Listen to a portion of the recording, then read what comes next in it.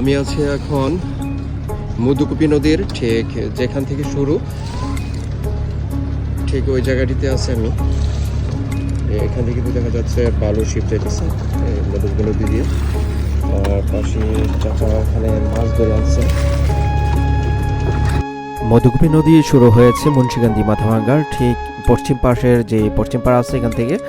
আর এখানে এসে কিন্তু আমি দেখতে পাইলাম এখানে চাচা মাছ ধরে আনছেন, খুব সুন্দর দেশীয় মাছ, চিতল মাছ, তারপরে এখানে পুঁটি মাছ দেখা যাচ্ছে, মেনি মাছ আছে, তারপরে এখানে বাইলার ছোট ছোট মাছও আছে এখানে, আরও অনেক প্রজাতির।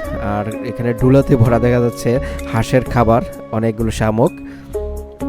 এখানকার দৃশ্যটা আসলে অসম্ভব সুন্দর লাগলো। আমাদের কুমিল্লা মানেই ব্র্যান্ড, আর ব্র্যান্ড মানে আমাদের কুমিল্লার প্রত্যেকটি গ্রামীণ দৃশ্য।